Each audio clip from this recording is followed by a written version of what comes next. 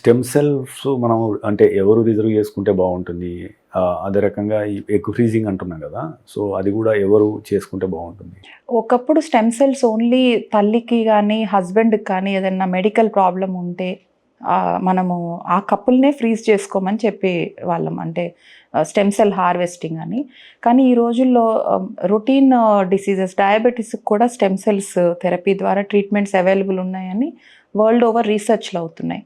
So ఈ అవకాశాన్ని మనం డెలివరీ టైంలోనే యూజ్ చేసుకోగలుగుతాం, ఆ టైంలోనే కార్డ్ బ్లడ్ నుంచి స్టెమ్ సెల్స్ తీయగలుగుతాం. అందుకని చాలామంది ఎఫోర్డబుల్ పేషెంట్స్ అందరికీ కూడా స్టెమ్ సెల్స్ హార్వెస్టింగ్ చేసుకుంటే రేపు ఫ్యూచర్లో అది యూజ్ అయితే మన ఓన్ స్టెమ్ సెల్స్ ఉంటాయని సజెస్ట్ చేయడం జరుగుతుంది. కొంతమందికి సికిల్ సెల్, థెలసీమియా అనే మెడికల్ డిసార్డర్స్ వాళ్ళు ఒకప్పుడు అలాంటి కేసెస్కి ట్రీట్మెంటే లేదనే వాళ్ళు ఇప్పుడు స్టెమ్ సెల్లో ఆ ట్రీట్మెంట్స్ చేస్తున్నారు. అందుకని ఒకవేళ తల్లి క్యారియర్ అయినా హస్బెండ్ ఫాదర్ క్యారియర్ అయినా వాళ్ళు స్టెమ్ సెల్స్ని స్టోరేజ్ ఖచ్చితంగా చేసుకుంటే ఫ్యూచర్లో పిల్లలకి ఏమన్నా యూజ్ అయితే అది వాడుకోవచ్చు. స్టెమ్ సెల్ హార్వెస్టింగ్ అనేది ఎప్పుడు చేయాలి, ఎలా చేస్తారు, ఎంత ఖర్చు అవుతుంది, సో ఎంతకాలం నిల్వ ఉంటుంది?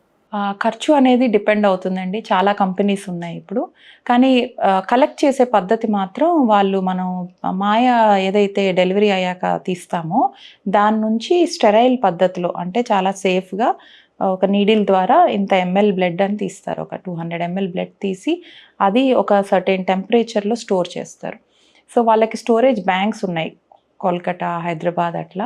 సో డిఫరెంట్ కంపెనీస్కి డిఫరెంట్ ఛార్జెస్ ఉంటాయి అన్నమాట. అవి మనకంత డీటెయిల్గా తెలియదు కానీ but it's safe way and sterile వేలో కలెక్షన్ చేసుకోవడానికి హాస్పిటల్ పర్మిట్ చేస్తారు. మెడ్ ప్లస్ లో అదే మెడిసిన్ అదే క్వాలిటీ, మార్కెటింగ్, డిస్ట్రిబ్యూషన్, ఇంకోటి అంటూ వీళ్ళకి అదనపు ఛార్జీలు ఉండవు. అందువల్లే 50 to 80% డిస్కౌంట్ లో మనకు అందిస్తున్నారు.